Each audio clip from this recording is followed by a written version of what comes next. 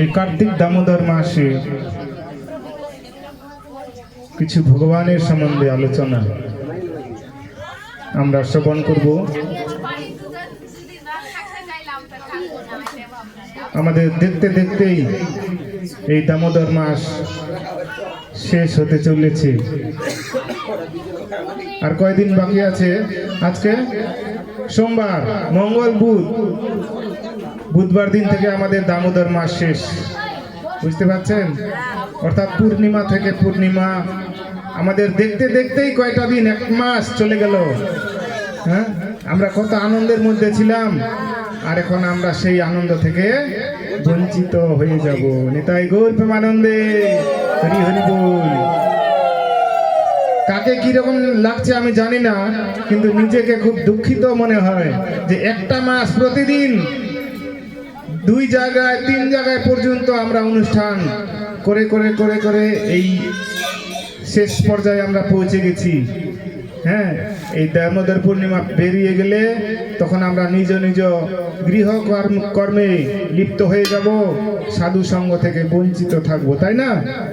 আজকে আমরা এখন বুনিয়াদপুর মধ্যাহ্নকালীন অনুষ্ঠান থেকে এই আপনাদের এখানে উপস্থিত হয়েছি।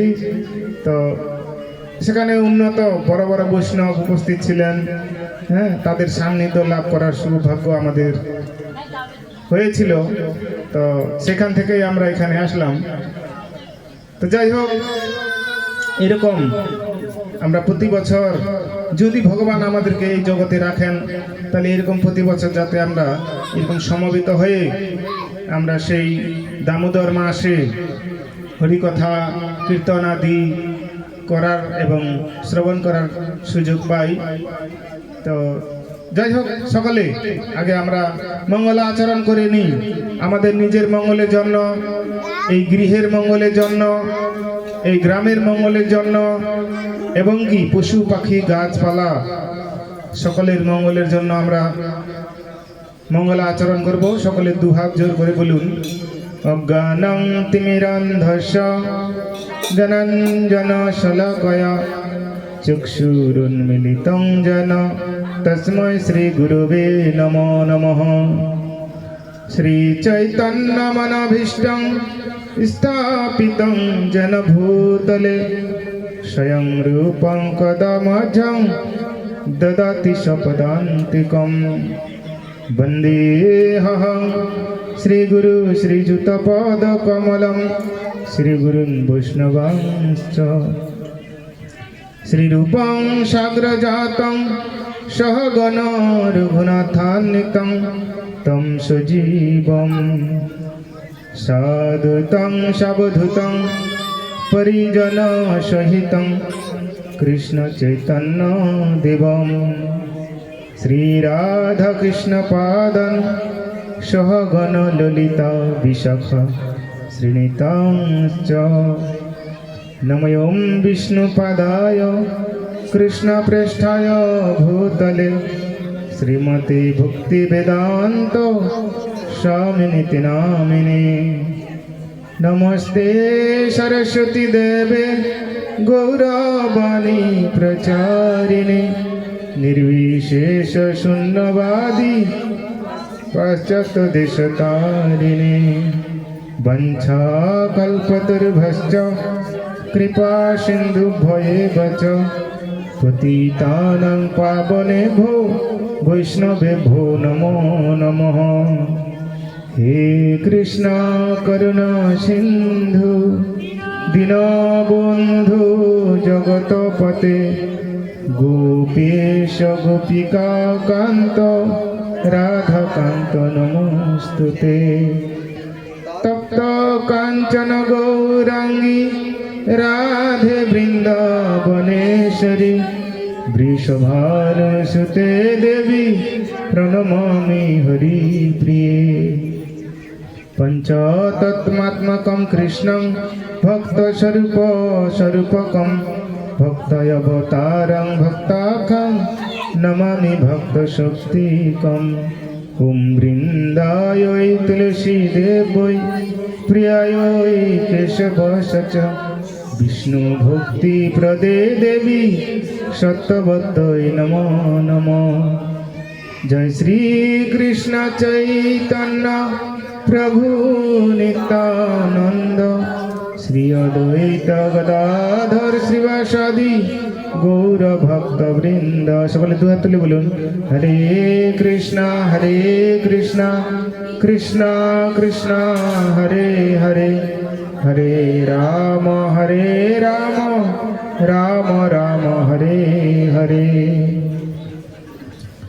नष्टप्रायेषु भद्रेषु नित्यं भगवत सेवया भगवतीरुक्तं श्लोके भक्तिर्भवतिर्नैष्टिकी।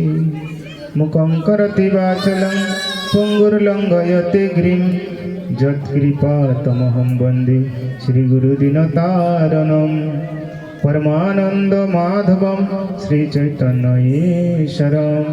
हरि ओम तत्सत। सकले बोलुन ओम नमः भगवते वासुदेवाय। ओम नमः भगवते वासुदेवाय। ओम नमो भगवते वासुदेवाय। ओम नमः भगवते वासुदेवाय। ओम नमो भगवते वासुदेवाय। तो आज के আমরা ভরত প্রভুর শ্বশুর বাবার নাম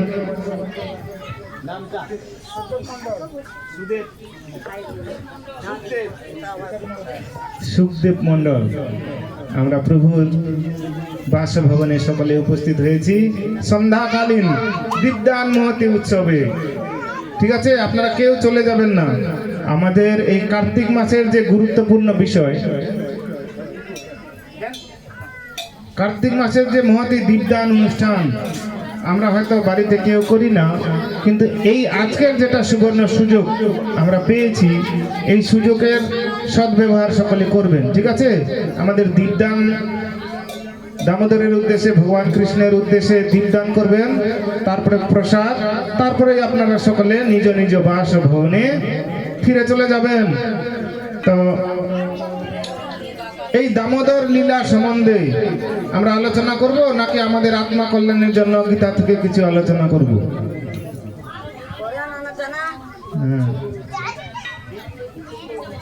হরে কৃষ্ণ। সকলে একটু পরিবেশটাকে বজায় রাখবার চেষ্টা করবেন। হই হুল্লোড় করলে তো আমরা কিছুই বুঝতে পারবো না। তো দামোদর সম্বন্ধে আলোচনা হোক। এখানে সবাই নতুন নতুন ভক্ত দেখছি, তাই না? এই সমস্ত ভক্তবৃন্দকে আমরা দেখতে পাইনি। তো এই দামোদর লীলা সম্বন্ধে আমরা কিছু আলোচনা করব। এই মাস আমরা কেন পালন করি, পালন করলে কি লাভ, হ্যাঁ, তারপরে হচ্ছে কেন এই দামোদর লীলা ভগবান করলেন, তাই না? তো বলছে ভগবানের এই ধরাধামে, এই পৃথিবীতে লীলা করবার কোনো প্রয়োজন ছিল না। হ্যাঁ, এই আমাদের অধপতিত জীবদের উদ্ধার করবার জন্য তিনি বিভিন্ন লীলা তার ভক্তদের মাধ্যমে তিনি করে থাকেন। ভগবান আমাদেরকে পরিবর্তন করবার জন্য, আমাদের এই জগৎ থেকে তার ধামে ফিরিয়ে নিয়ে যাবার জন্য কত রকম পরিকল্পনা করছেন, কিন্তু তবুও আমরা সেই পরিকল্পনা আমরা গ্রহণ করছি না। তার জন্য তিনি কি করেছেন? শ্রীমদ্ ভাগবতম, শ্রীমদ্ ভগবত গীতা যথাযথ, চৈতন্য চরিতামৃত, এরকম গ্রন্থ তার পার্শ্বদ ভক্তদের দ্বারা সংকলন করেছেন, যারা এই সমস্ত গীতা, ভাগবত, চৈতন্য চরিতামৃত পড়ে, হ্যাঁ, বা শ্রবণ করে এই জগৎ থেকে উদ্ধার হবে।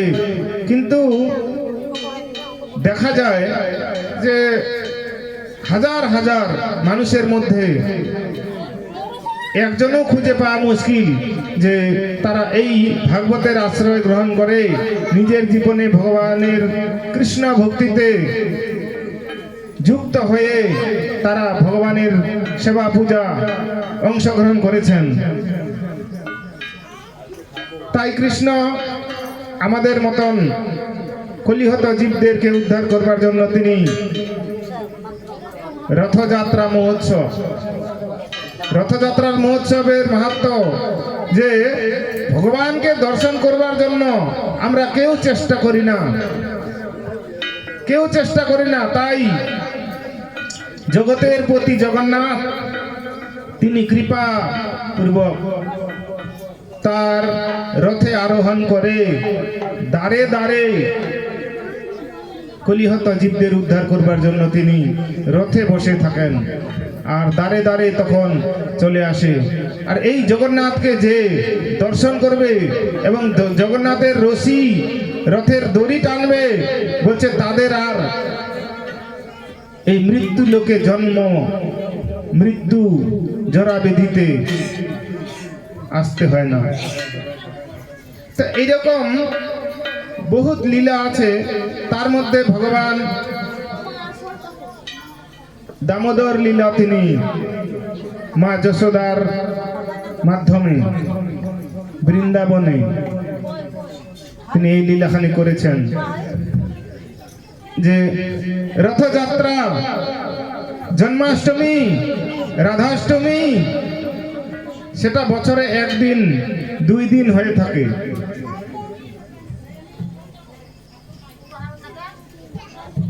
এই যুগের মানুষ এতই মায়ামুগ্ধ যে তাদের সময় হয় না, তারা এরকম তিথিতে অংশগ্রহণ করতে চায় না। তাই দামোদর কি করলেন, ভগবান শ্রীকৃষ্ণ কি করলেন যে 1 মাস ব্যাপী তখন দামবন্ধ লীলা তিনি করলেন, যাতে করে 1 মাসের মধ্যে বেশি না হলেও একদিন একটা প্রদীপ নিবেদনের মাধ্যমে তারা এই দুঃখ কষ্ট দুঃখালয় জগৎ থেকে মুক্ত হয়ে তারা আমার ধামে ফিরে আসতে পারে। তো এই ভগবানের লীলা, এই ভগবানের কর্ম কেউ যদি সাধারণ মনে করেন, যে ভগবান কৃষ্ণ তিনি আবার বালক রূপে এরকম লীলা করেন, এগুলা সব ছল অর্থাৎ মিথ্যা। কিন্তু না, ভগবানের কার্যকলাপকে কেউ যদি বিশ্বাসের স্বরূপ গ্রহণ করতে পারেন, সেই ব্যক্তির জীবন ধন্য। বলছে জন্ম কর্ম চমে দিব্যম, যে ব্যক্তি তত্ত্বত, বলছে তার জন্মলীলা সেটা দিব্য, যাকে বলা হয় জন্মাষ্টমী তিথি আমরা পালন করি। হ্যাঁ, জন্মলীলা, এই যে দামবন্ধ লীলা, রাধাষ্টমী, তো এরকম লীলা তিনি করেছেন। আর এরকম সাধারণ মানুষের মতন তিনি কর্তব্য কর্ম করেছেন। 5 বছরের বালক, 4.5 বছরের বালক, তাকে মা যশোদা দড়ি দিয়ে বেঁধেছেন, তাই না? দেখে মনে হয় জড়জগতের একজন, কিন্তু না, তিনি এই জড়জগতে লীলাবিলাস করেছেন ঠিক। আমরা যেরকম এই জড়জগতে কোনো কর্ম করতে করতে করতে সেই কর্মের মায়াতে আমরা জড়িয়ে যাই, কিন্তু কৃষ্ণ তা নয়। কৃষ্ণ সবকিছু করবেন, আবার সেই কর্মের মাধ্যমে তিনি জড়িয়ে যাবেন না। তিনি হচ্ছেন মায়াতীত, আর আমরা হচ্ছি মায়ামোহ জীব। তো তখন মা যশোদার হাতে তিনি বাধা পড়ে গেলেন। তো এই সমস্ত লীলা কেউ যদি বিশ্বাস স্বরূপ গ্রহণ করতে পারে না, ভগবান আমাদেরকে উদ্ধার করবার জন্য তিনি এই সমস্ত লীলা করছেন। তো এই জন্য বলছে জন্ম কর্ম চমে দিব্যম, এই লীলা এই কর্ম এই জন্ম তার দিব্য। কারণ আমাদের কোন লীলা যদি আমরা যে সমস্ত কর্ম করি, এই কর্মের যদি কেউ আখ্যান করে বা ঘোষণা করে বা একে অপরের প্রতি আলোচনা করে, সেটা পাপে পূর্ণ হয়ে যাবে। হ্যাঁ, কলঙ্ক যাকে বলা হয়, কলঙ্ক কলঙ্ক হয়ে যাবে। কিন্তু ভগবানের লীলা যদি কেউ আলোচনা করে, ভগবানের লীলা যদি কেউ শ্রবণ করে, সেটা হচ্ছে দিব্য। সেই লীলা শ্রবণ করার মাধ্যমে, সেই লীলা শ্রবণ করার মাধ্যমে আমাদের মতন পাপিষ্ঠ জীব লীলা শ্রবণ করার মাধ্যমে কর্মে ইন্দ্রিয়ের দ্বারা ভগবত ধাম আমরা লাভ করতে পারি। নিতাই গৌর প্রেমানন্দে হরি হরি বল। তো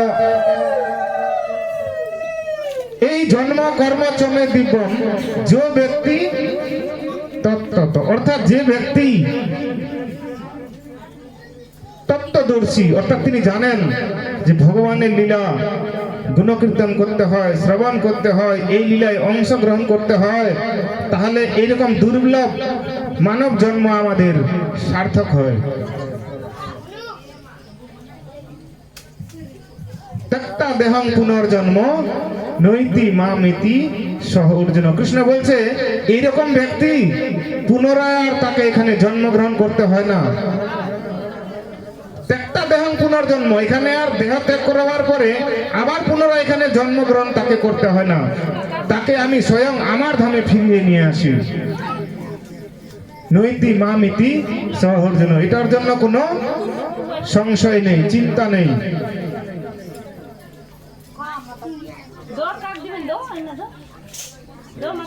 নিতাই গৌর প্রেমানন্দে হরি হরি বল। আমাকে একটা দিন সুখদেব প্রভু, এখানে আসুন, আমি আপনাকে একটা মালা পরিয়ে দিই, আমার জীবনকে একটু ধন্য করতে দেন। আসুন। হরে কৃষ্ণ কৃষ্ণ কৃষ্ণ হরে হরে, হরে রাম রাম রাম হরে হরে।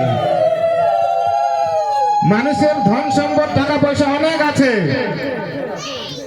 কিন্তু এইরকম সুখদেব প্রভুর মতন যার যেরকম সামর্থ্য আছে সেইভাবেই ভগবানের সেবায় কেউ ব্যবহার করে না।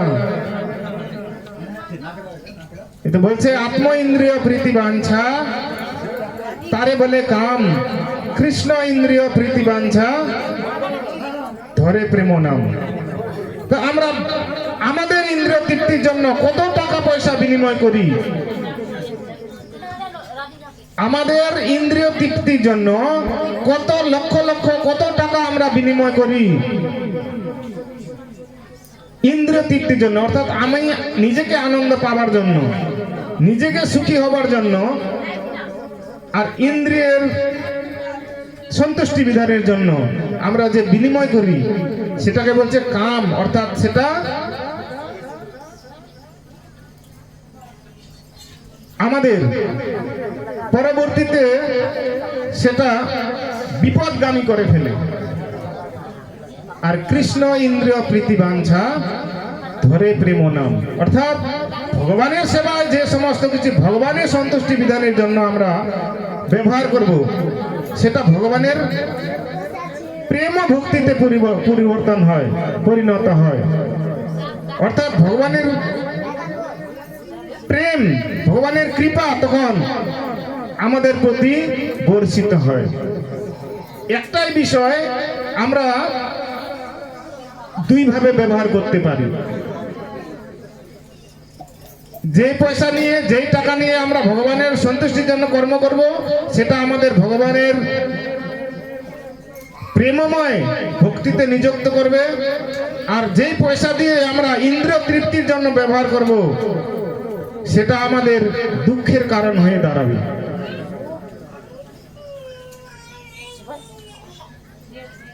এই যে দামোদর লীলা ভগবান করেছেন, এখানে দুইটা তত্ত্ব আছে। যখন মা যশোদা ভগবানকে বার বার করে বাঁধবার চেষ্টা করছেন। এত চেষ্টা করেও ভগবান কৃষ্ণকে যশোদা মা বাঁধতে পারছে না। একটা রশি জোড়া দিচ্ছে, আবার 2 আঙ্গুল শর্ট পড়ছে, বলছে তাও তোমাকে আমি বাঁধবই। আরেকটা রশি জোড়া দিচ্ছে, তাও দেখছে 2 আঙ্গুল শর্ট পড়ছে। এরকম করতে করতে করতে করতে নন্দ মহারাজের 9 লক্ষ ধেনু আর অসংখ্য তার বাছুর, তাদের রশি জুড়ে দিতে দিতে দিতে দিতে দিতে তবুও কৃষ্ণকে বাঁধতে পারেনি। তারপরে বৃষভানু মহারাজের তার ডবল গাভী এবং বৎস ছিল, সেই গাভীর বা বৎসের যে দড়ি জোড়া দিতে দিতে দিতে দিতে দিতে মা যশোদা ঘর্মাক্ত হয়ে গেলেন, তবুও কৃষ্ণকে বাঁধতে পারলেন না। তবুও 2 আঙ্গুল শর্ট পড়ছে। বলছে এরকম বৃন্দাবনের অসংখ্য গোবৎস এবং গাভীর দড়ি, অসংখ্য বলতে বোঝায় একের পরে 17টা শূন্য দিলে যেটাকে বলা হয় অসংখ্য।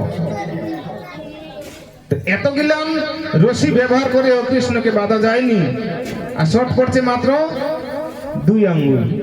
2 আঙ্গুলের মাহাত্ম্যটা এরকম যে মা যশোদা আপ্রাণ চেষ্টা করছে, কিন্তু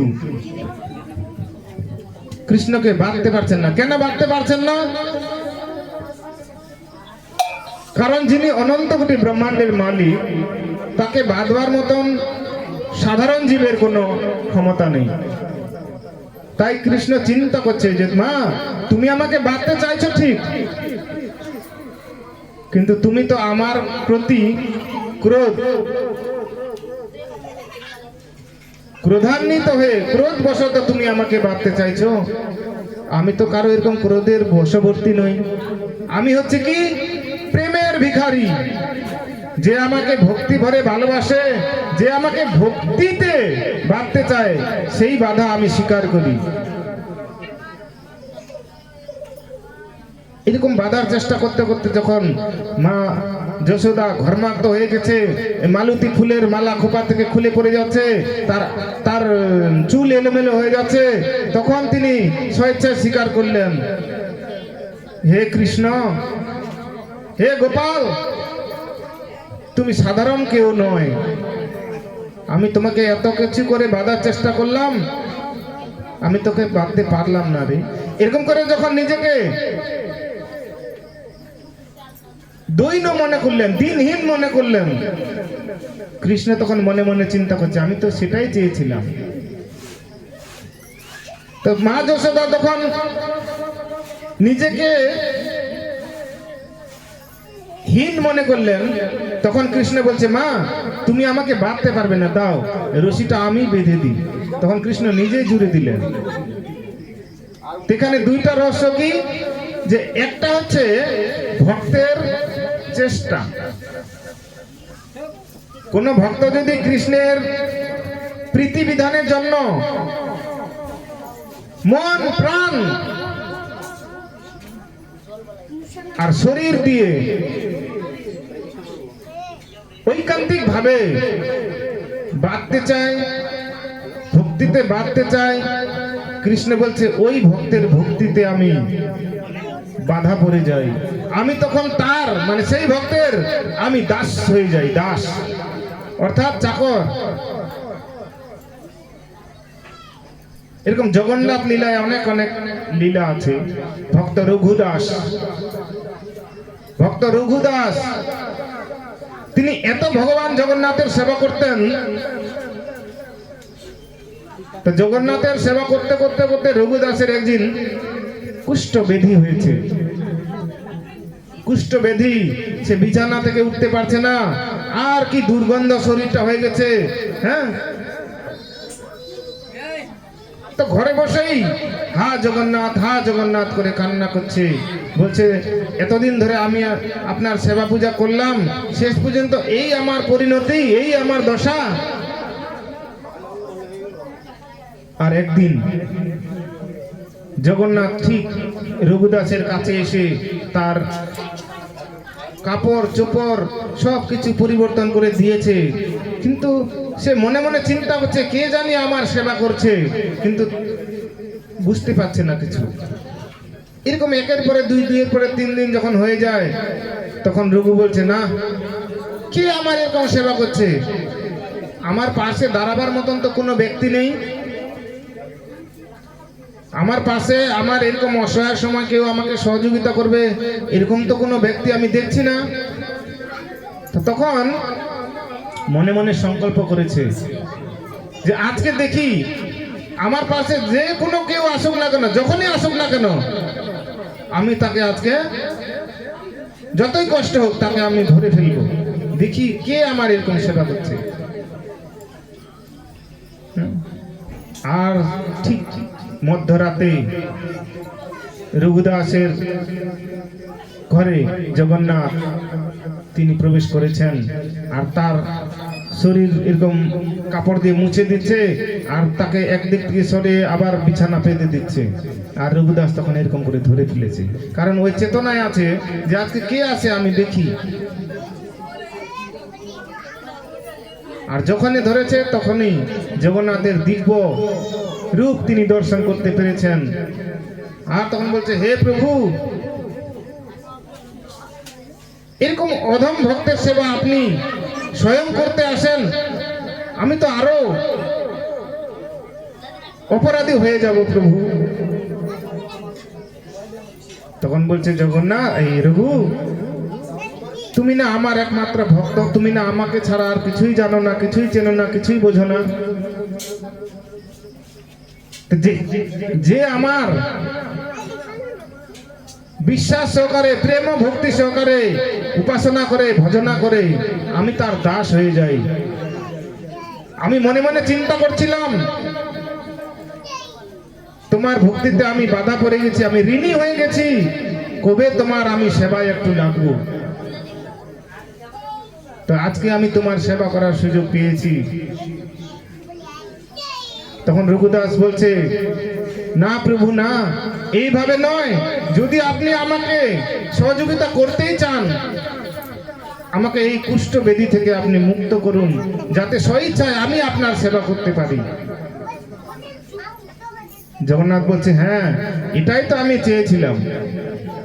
আর তখন জগন্নাথ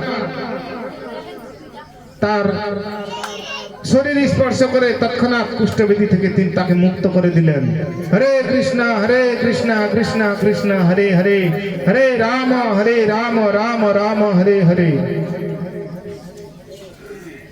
তখন জগন্নাথ বলছে, রঘু, তোমার দ্বারায় আমি এখানে লীলা করতে চাই, জগতে জানবে যে রঘুদাস আমার পরম ভক্ত। তো তাকে বললেন কি, চলো তুমি আর আমি, আমরা এই যে পুরী ধামের ইন্দ্রদুম্নর রাজার কাঁঠাল বাগান আছে, আমরা কাঁঠাল চুরি করতে যাব। হরে কৃষ্ণ। এই রঘুদাসকে নিয়ে তিনি কাঁঠাল চুরি করতে গিয়েছিলেন। তারপরে কাঁঠাল চুরি করে কৃষ্ণ জগন্নাথ তিনি তো চলে গেছেন মন্দিরে, রঘুদাস ধরা পড়েছে। তারপরে প্রমাণ হলো যে রঘুনাথের সঙ্গে জগন্নাথ গিয়েছিল, সেখানে জগন্নাথের উত্তরে ছিল। এই গল্প বললে অনেক। হ্যাঁ, তো এরকম ভগবান ভক্তিতে বাধা পড়ে যান, আর ভক্তের কাছে তিনি ঋণী হয়ে যান। তো এই দামবন্ধ লীলায় যেরকম চৈত্র মাসে বিভিন্ন ব্যবসায়িকরা কাপড়ের দোকানে যাবেন, 100 টাকার 500 টাকার কাপড় 200-250 পেয়ে যাবেন, চৈত্র সেল এরকম বলে না। তো এই দামোদর মাস, কার্তিক মাস, এটা হচ্ছে চৈত্র সেলের মাস। ভগবানকে কেউ যদি ভক্তি ভরে একটা ঘৃত প্রদীপ দামোদরের উদ্দেশ্যে নিবেদন করেন, ভগবান বলছেন যে সেই ভক্তের এই একটা প্রদীপের বিনিময়ে আমি তার কাছে ঋণী হয়ে যাই। হরে কৃষ্ণ কৃষ্ণ কৃষ্ণ হরে হরে, হরে রাম রাম রাম হরে হরে। আর এই মাসে কেউ যদি একজন বৈষ্ণবের সেবা দেয় তাহলে তার 1000 বৈষ্ণবের সেবার ফল তিনি প্রাপ্ত হন। অর্থাৎ এই মাসে যত রকম শুভকর্ম পুণ্যকর্ম যে করবেন তার 1000 গুণ ফল বেশি। আবার বিপরীতে কেউ যদি পাপ কর্ম বেশি করেন তার পাপের কর্মের ফলটাও আবার বৃদ্ধি পেয়ে যায় 1000 গুণ বেশি। তো এই কৃষ্ণ দামোদর লীলা করেছেন যে এত কিছু আমি সুযোগ সুবিধা দিয়েছি আমার সন্তানদের জন্য, কারণ পরম পিতা হচ্ছেন কৃষ্ণ, আমরা তার সন্তান। কিন্তু তবু আমার সেবা পূজায় আমার ধামে তারা ফিরে আসতে চায় না। তাই দামোদর লীলার মাধ্যমে তিনি আমাদেরকে উদ্ধার করতে চাইছেন। আমাদের যে পূর্বপুরুষেরা আছে তারা এই মাসে হাহাকার করছে যে হে আমার বংশধর, এই দামোদর মাসে তোমরা ভগবান দামোদরের উদ্দেশ্যে প্রদীপ নিবেদন করে সেই প্রদীপ একটু আমার উদ্দেশ্যে দেখাও, আমি যাতে এই নরক থেকে উদ্ধার পেতে পারি। বুঝতে পারছেন? এই জন্য দামোদরকে প্রদীপ দেখাবার পর ওই প্রদীপটা সমস্ত ভগবানের পরম্পরাকে দেখিয়ে সমস্ত বৈষ্ণবদের দেখাতে হবে, কারণ ভগবানের থেকে ভগবানের ভক্ত বড়। তারপরে দেবদেবীদের উদ্দেশ্যে দেখাতে হবে, দেবদেবীদের উদ্দেশ্যে দেখাবার পর মাতা পিতার উদ্দেশ্যে দেখাতে হবে, এবং তারপর পরে বংশ পরম্পরার উদ্দেশ্যে আমাদের বংশে কে কিরকম কর্ম করে এই জগৎকে ছেড়েছেন, মানে মৃত্যুবরণ করেছেন, তারা কে কি অবস্থায় আছে, তাদেরকে উদ্ধারের জন্য সেই প্রদীপটা 7 বার দেখাতে হবে। বুঝতে পারছেন? তো তারা আমাদের কাছে তারা ভিক্ষা চাইছে যে হে আমার বংশের প্রদীপ, তুমি একমাত্র আমাদের উদ্ধারের উপায়। বলছে গয়াতে পিণ্ড দিলে যে ফল হবে না, নর্মদা সিন্ধু কাবেরীতে স্নান করলে যে ফল হবে না, আর একটা প্রদীপের মাধ্যমে তার 1000 গুণ ফল আমরা পেয়ে যেতে পারি। তো এই হচ্ছে দীপদানের মাহাত্ম্য। তো এখানে কাহিনী বলি যে এই দীপদান করে কিভাবে এক পিশাচিনী থেকে উদ্ধার পেয়েছিলেন। বলছে আত্মদেব নামে একজন ব্রাহ্মণ ছিলেন। বুঝতে পারছেন? ব্রাহ্মণটার নাম আত্মদেব। তো তিনি এই কার্তিক মাসে দামোদর মাসে এক বনের মধ্যে জঙ্গলের মধ্যে এক হরি মন্দির ছিল। তো ওইখানে তিনি প্রতিদিন ঘিয়ের প্রদীপ ভগবানকে দেখাবার জন্য, তিনি সন্ধ্যায় আরতি করবার জন্য তিনি আরতি প্লেট নিয়ে যেতেন মন্দিরে। তো এরকম প্রতিদিন যেতে যেতে হঠাৎ একদিন যখন মন্দির থেকে বাড়িতে ফিরে আসছে, তখন দেখছে সামনে একটা ভয়ঙ্কর বিকট মূর্তি, প্রেতাত্মা পিশাচী, তিনি সামনে দাঁড়িয়ে রয়েছেন। তো ভয় বলতে সবার একটা জিনিস আছে। তখন আত্মদেব একটু স্তম্ভিত হলেন, এরকম দৃশ্য তো আমি কোনোদিন দেখিনি। দেখে আবার ভয়ও হয়, আবার তিনার একটু সাহস আছে যে আমি তো ভগবানের উপাসনার জন্য যাচ্ছি, আমার কে ক্ষতি করবে। তারপরেও তিনি কি করলেন, যে পূজার যে প্লেট ছিল সেই প্লেট ওই পিশাচিনীর শরীরে ছিটিয়ে দিয়েছে, ছুঁড়ে দিয়েছে। আর ওইখানের তুলসী, গঙ্গা জল, হ্যাঁ, সবকিছু তখন ওই পিশাচির শরীরে যখন পড়েছে, তখন ওই সুন্দর রমণীর দিব্য একটা শরীর পেল। নিতাই গৌর প্রেমানন্দে হরি হরি বল। তখন ওই পিশাচিনী রূপ যখন রমণী সুন্দর একটা রমণীর মানে সুন্দর একটা নারী শরীর পেল, মেয়ের শরীর পেল, তখন আত্মদেব ব্রাহ্মণ তাকে প্রশ্ন করছে, তুমি কে? কেন তুমি এরকম পিশাচী রূপ ধারণ করে ঘুরে বেড়াচ্ছ? তখন ব্রাহ্মণী আত্মদেব ব্রাহ্মণকে বলছে যে, হে ব্রাহ্মণ দেবতা, আমি আগের জন্মে এত পাপ করেছি, অপরাধ করেছি, অন্যায় করেছি, আর অপঘাতে আমার মৃত্যু হয়েছে। তার ফলে আমি আর কোন শরীর লাভ করতে পারিনি। ভগবান আমাকে এই পিশাচী রূপে, পিশাচী জনিতে ঘুরিয়ে নিয়ে বেড়াচ্ছেন। বলছে, তুমি কে ছিলে? বলছে, আমিও একজন ব্রাহ্মণের স্ত্রী ছিলাম। পিশাচীটা ওই বলছে, আমিও একজন ব্রাহ্মণের স্ত্রী ছিলাম, আর আমি স্বামীর কথা লঙ্ঘন করে আমি আমার ইচ্ছা মতন, খেয়াল খুশি মতন আচরণ করেছিলাম, পরপুরুষের সঙ্গ করেছি, আমার যা মনে চায় আমি তাই করেছি। তবু আমার স্বামী আমাকে কোনো প্রতিবাদ করেনি বা আমাকে কোনো দণ্ড দেয়নি। তো এরকম অবস্থাতে আমার একদিন অপঘাতে মৃত্যু হয়। অপঘাত বলতে কি? কোনো অ্যাক্সিডেন্টের মাধ্যমে তার মৃত্যু হয়েছে। তো তারপরে মৃত্যুর পরে তাকে যমরাজের যে দূত, যমদূত, তারা যে নরকে নিয়ে যাবে সেরকমও নিয়ে যাওয়ার মতন তার অধিকার নেই। বিষ্ণুদূত তো ধরেই থাক, তখন তাকে কোনো শরীর প্রদান করা হয়নি। তো যারা অতিরিক্ত পাপ করবে আর যারা আত্মহত্যা করবে তাদের ভগবান আর শরীর প্রদান করেন না। অর্থাৎ সে খাবার পায় না। কোনো যদি শরীর পায় তখন সে খাবার পায়, তাই না? কিন্তু যখন শরীর পাবে না তখন তাকে হাহাকার করে ঘুরতে হয়, ক্ষুধা তৃষ্ণায় ছটফট করে তারা। তো বলছে, এরকম আমি একজন ব্রাহ্মণের পত্নী ছিলাম। আপনার কৃপাবশত আজকে আপনার স্পর্শে আমি এই সুন্দর রূপ আবার ধারণ করলাম। তখন আত্মদেব বলছে, ঠিক আছে, তুমি তোমার সত্যটা যেহেতু আমার সামনে প্রকাশ করলে, তাহলে তোমাকে আমি এই দামোদর মাসে প্রদীপ দানের যত সঞ্চিত ফল আমি লাভ করেছি,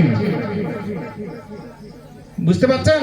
মানে আত্মদেব ব্রাহ্মণ ওই 1 মাস ধরে প্রদীপ দেখাচ্ছে, যেরকম আমরা উপস্থিত হয়েছি আর মাত্র 2 দিন বাকি, তো এরকম 1 মাস চলে গেছে, 2-3 দিন বাকি আছে। বলছে, এই 1 মাস ধরে আমি প্রদীপ ভগবানকে প্রজ্বলিত করবার যে ফল আমি পেলাম, এই সমস্ত ফল আমি তোমাকে দিলাম। ভালো কর্মের ফল আমরা দিতে পারি অন্যজনকে, কিন্তু পাপের ফল আমরা কাউকে দিতেও পারি না। যদি দিও সেটা তার কাছে যায় না, ওইটা আমাকেই ভোগ করতে হবে। বুঝতে পারছেন? তো এইরকম যখন আত্মদেব ব্রাহ্মণ এই পিশাচের উদ্দেশ্যে বলল যে, আমি এই দীপদানের ফলস্বরূপ যেটা আমি আমার পাওয়ার কথা, সেই ফল, সেই পুণ্য ফল আমি তোমাকে অর্পণ করে দিলাম। আর তৎক্ষণাৎ গোলক ধাম থেকে দিব্য রথ এসে সেই পিশাচিনীকে ভগবান ধামে বৈকুণ্ঠ লোকে ভগবান বিষ্ণু তার রথের মাধ্যমে নিয়ে চলে গেলেন। নিতাই গৌর সীতানাথ প্রেমানন্দে হরি হরি বল। চিন্তা করা যায় এই দীপদানের মাহাত্ম্য কত। তারপরে কি করলেন? এই যে আত্মদেব ব্রাহ্মণ কিছুদিন পর ভগবান দিব্য রথে করে আত্মদেব ব্রাহ্মণকেও দিব্য ধামে নিয়ে চলে গেলেন। নিতাই গৌর সীতানাথ প্রেমানন্দে হরি হরি বল। এই ভগবানের বাণী কেউ যদি প্রচার করে কেউ যদি কাউকে অপরকে শিক্ষা দেয় কোনোদিন কম হয় না, যেভাবে জড়জগতের বিদ্যা, যে যতই দান করবে তার ততই বৃদ্ধি পাবে, যে যতই দান করবে তার ততই বৃদ্ধি হবে। তাই আমাদের ইসকনের বিভিন্ন ভক্তগণ বিভিন্ন জায়গায় দিনে 2-3টা করে প্রোগ্রাম বা এরকম সভার আয়োজন করেন, পরিচালনা করেন। আজকে আমাদের বৃহৎ অনুষ্ঠান চলছে ভক্তিপুর মহেশ প্রভুর বাড়িতে। ওইখানে এরকম 3 দিন ব্যাপী ভাগবতীয় পাঠের, ভাগবতীয় আসরের উনি ব্যবস্থা করেছেন, গতবারেও ছিল। তো নিজেকে যতটা কৃষ্ণ প্রেম পাবার উদ্যোগী শুদ্ধ বৈষ্ণবেরা, ততটাই অন্যকে এই কৃষ্ণ প্রেমে, কৃষ্ণ ভক্তিতে যোগদানের জন্য উৎসাহ করবার জন্য তারা প্রস্তুত। বলছে ভারত ভূমিতে জন্ম হইল যার, নিজের জীবন সার্থক করি কর পর উপকার। তো পর উপকার কি করবো আমরা? আমরা নিজের থেকে কিছু দান করতে পারি না, কিন্তু যদি চেষ্টা করি তাহলে ভগবানের সেবা পূজায় নিযুক্ত হয়ে অন্যকে ভগবানের সেবা পূজায় নিযুক্ত করবার উৎসাহটা আমরা দিতে পারি। যাই হোক, আজকের মতন হরিকথা এখানেই নাকি প্রভু? প্রভু আরো কিছু বলেন। হ্যাঁ, আর কি বলবো? এখন দেরি আছে। প্রসাদ। যাই হোক, আমি প্রশ্ন করবো। আমরা তো জানি সব জায়গায় ভগবান আছে, হ্যাঁ, ঈশ্বর সব জায়গায়, হ্যাঁ। কিসের দ্বারা ঈশ্বরকে লাভ করতে পারবো? কিসের দ্বারা? কিসের দ্বারা? কি করলে আমরা ঈশ্বরকে লাভ? সুন্দর প্রশ্ন করেছেন। কি নাম? খিতেন সরকার। খিতেন সরকার। খিতেন সরকার। এখানেই তো বাড়ি আপনার? আমাদের প্রতিরাজ নিবাসী খিতেন সরকার প্রভু, তিনি সুন্দর প্রশ্ন করেছেন যে আমরা জানি ভগবান সর্বত্র। বুঝতে পারছেন ওনার প্রশ্নটা? ভগবান সর্বত্র, কিন্তু কি পথ অবলম্বন করলে, কি রাস্তা অবলম্বন করলে আমরা ভগবানকে লাভ করতে পারবো? সুন্দর প্রশ্ন, তাই না প্রভু? এই প্রশ্নটা না, কিসের দ্বারা ভগবানকে লাভ করতে গেলে ভগবানের ভক্তি করতে হবে। আর ভক্তিটা কি সেটা আমাদের জানতে হবে। বলছে সর্ব উপাধি বিনির্মুক্তম, সর্ব উপাধি বিনির্মুক্তম তৎ পরতেন নির্মলম হিসিকেশ হিসিকেন ভক্তির উচ্চতি। আরেকটা বলছে কি অন্নাভিলাষিতা শূন্যম জ্ঞান কর্মাৎ অনাবৃতম। অন্নাভিলাষিতা শূন্যম জ্ঞান কর্মাৎ অনাবৃতম। আনুকূল্যেন কৃষ্ণানুশীলন ভক্তির উত্তমা। দুইটা শাস্ত্রে দুই রকম বলছে, কিন্তু জিনিসটা একই। ভগবানকে লাভ করতে গেলে প্রথমে বলছে ভাগবতে সর্ব উপাধি বিনির্মুক্তম। আমি ডাক্তার, আমি মাস্টার, আমি ইঞ্জিনিয়ার,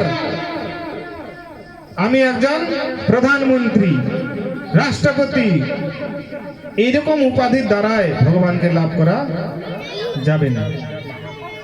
কিভাবে লাভ করা যাবে?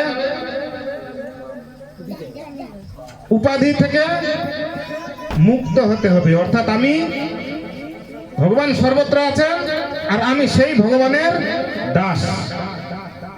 কিরকম দাস না? বলছে সর্ব উপাধি বিনির্মুক্তম তৎপরতেন নির্মলম। আমি যেটা জানবো যে এটা করলে ভগবান খুশি হবেন, সেটা নির্মল, অর্থাৎ নির্মল চিত্তে সেই কর্মটাকে তৎক্ষণাৎ স্বীকার করতে হবে। অর্থাৎ সেই কর্মটাকে কাজে, অর্থাৎ কর্মটাকে নিজের ভগবানের সন্তুষ্টির জন্য ব্যবহার করতে হবে।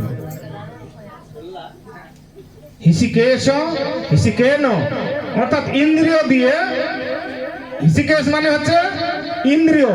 ইন্দ্রিয় কি? কয়টা ইন্দ্রিয় আপনার বলেন? চক্ষু, কর্ণ, নাক, শিকা, জিহ্বা, ত্বক। তো এটা আমরা স্কুল কলেজের বিজ্ঞানে পড়েছি, চক্ষু, কর্ণ, নাসিকা, জিহ্বা, ত্বক। কিন্তু পরম তত্ত্ব, পরম বিজ্ঞান তিনি বলছে 11টা ইন্দ্রিয়। বলছে মনঃষ্টানি ইন্দ্রিয়ানি প্রকৃতি স্থানি করছতি, মন সহ 6টা ইন্দ্রিয়। আবার ইন্দ্রিয়ের যে কর্ম,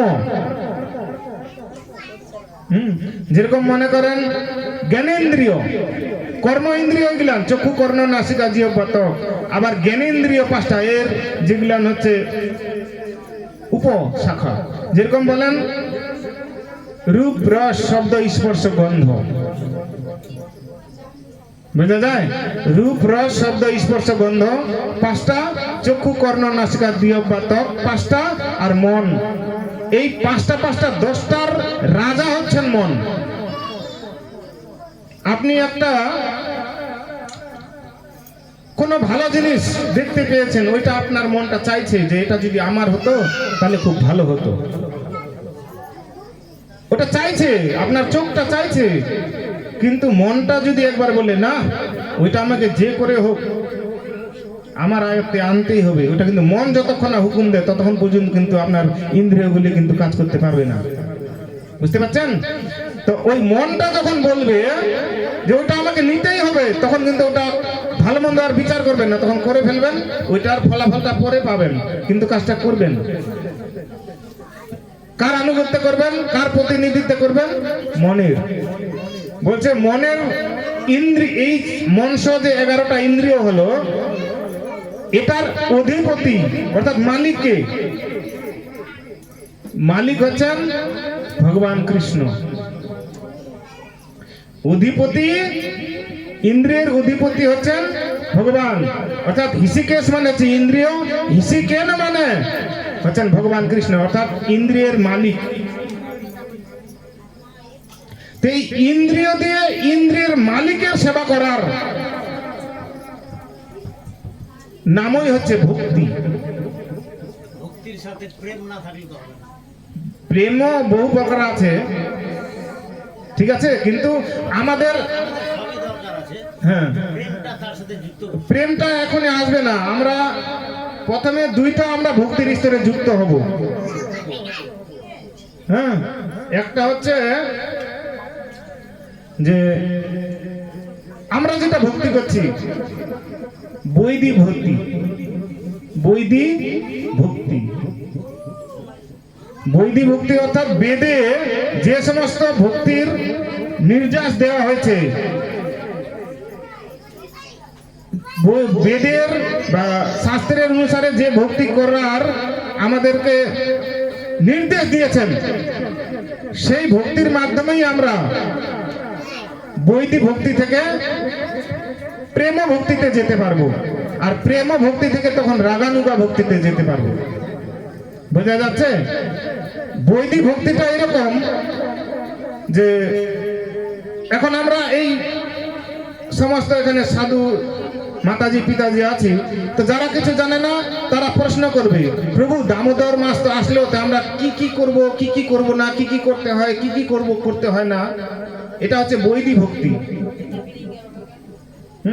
যে এই দামোদর মাসে প্রতিদিন ঘৃতপ্রদীপ একটা করে দেখাতে হবে, এটা করতে হবে। আর কি নিরামিষ খেতে হবে, অর্থাৎ আমিষ খাওয়া যাবে না। একটা করা যাবে, একটা করা যাবে না, একটা খাওয়া যাবে, একটা খাওয়া যাবে না। এই যে আমাদের উভয় পক্ষে একটা জানার বিষয় যে কি করা হবে বা কি করা হবে না, কি করা যাবে, কি করা যাবে না।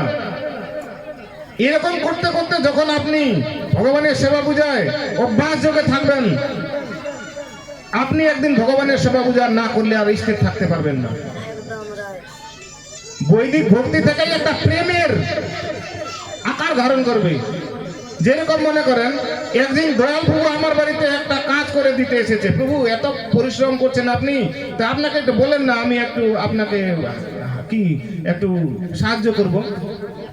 একদিন আসলো, 2 দিন আসলো, 3 দিন আসলো, পরে আমার আবার একটা মনটাতে করবে দয়াল প্রভুটা এত করে আমার সাহায্য করছে, দয়াল প্রভুর একটু আমি যেটা সুযোগ পাবো যে তার একটু সাহায্য করি, আমি উপকার করি, চাইবে না মনটা? এরকম করতে করতে করতে করতে দয়াল প্রভু আমার এখানে একদিন আসে, আমি ওর কাছে একদিন যাই, ওই যেখানে যেতে বলে আমি যাই, আমি যেখানে যেতে বলি দয়াল প্রভু আমার সঙ্গে চলে যায়। দেখুন, আগে কিন্তু আমাদের বৈদি ভক্তি ছিল, যে বলছে কথাটা ক্রস করতে পারছি না, হ্যাঁ, তো ওই বলছে আমি যাই, আবার আমি বলছি ওই যায়, এরকম বৈদি ভক্তি হতে হতে তখন একটা প্রেম, হ্যাঁ, তখন প্রেম এসে গেল।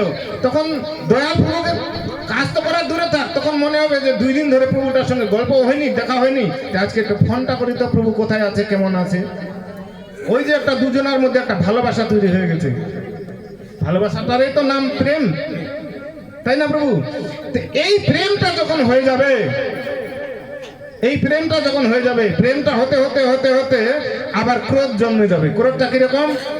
দয়া প্রভু কালকে কিন্তু অমুক জায়গায় অনুষ্ঠান হচ্ছে, আপনাকে যেতে হবে, আর ইনি একটু যদি একটু খালি কি করেন যে না প্রভু কালকে আমার অমুক কাজটা আছে, আমি যেতে পারবো না, তখন আবার রাগও দেখাবো। যাবেন না মানে আপনাকে যেতেই হবে, যে করে হোক। ওইটাকে বলছে রাগানুগা ভক্তি। মানে রাগ করে বলছি তো আমাদের প্রেম ভাবটা আমাদের জাগরিত আগেই হয়ে গেছে, তো ওইও রাগ করবে না আর আমিও রাগ করবো না। তো এইরকম ভগবানের সঙ্গে যখন কেউ বৈদিক ভক্তিতে যুক্ত হয়, তখন ভক্তি করতে করতে, যেমন মনে করেন প্রথম স্তরে কিচ্ছু করেননি, প্রথম থেকে আপনি ভগবানকে খালি আশ্রয় দিয়েছেন, আশ্রয় দিবার পরে প্রতিদিন স্নান টান করে একটা ধূপকাঠি জ্বালিয়ে আর বাতাসা ভগবানকে দিয়ে আর নিজের কাজে বেরিয়ে যান। এরকম যখন আপনি 1 বছর করবেন, একদিন যদি কোনো কারণে না করতে পারেন, তখন কোনো কারণে যদি ভগবানের এরকম আগরবাতিটা আর ভোগটা, বাতাসা ভোগটা না দিয়ে কোথাও চলে গেলেন, আর সারাদিনে আপনি শান্তি পাবেন না।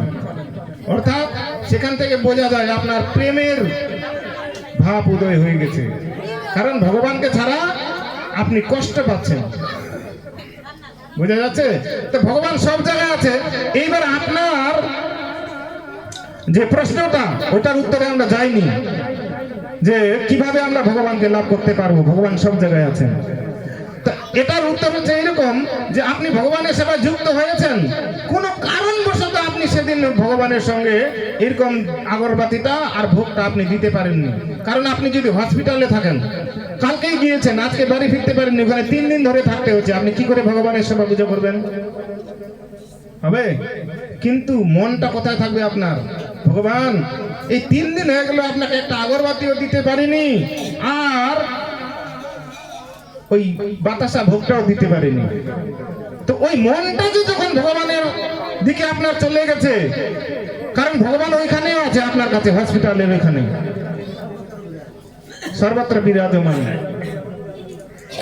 ওইখান থেকে ভগবান আপনার মনোভাবটা খালি গ্রহণ করবেন।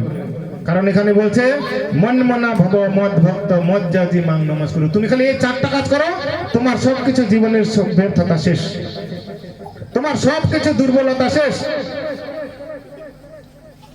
মন মনা ভব, এই যে আপনি চিন্তা করছেন হসপিটালে থেকে যে আমি একটা আগরবাতি ভগবানকে 3 দিন ধরে দিতে পারিনি, ভগবান কষ্ট হচ্ছে, আমি নিজেও শান্তি পাচ্ছি না। ভগবান বলছে এটাই তো আমি চেয়েছিলাম, আমি এটাই চাই। কেউ যদি মন দিয়ে আমাকে একটু খালি কিছু দেবার বাসনাটা করে, বাস তাতে আমি খুশি। আর যদি কারো মন থাকে, যদি কারো মন থাকে, ভগবানের বিশ্বাস থাকে, আগরবাতি বাতাসা আর এরকম বৈষ্ণব সেবা দিতে দ্বিধা করবে প্রভু? তো এই হচ্ছে ব্যাপার। আমাদের প্রথমে আগে বৈদিক ভক্তিতে যুক্ত হতে হবে, যেটা বলছে অভ্যাস যোগ।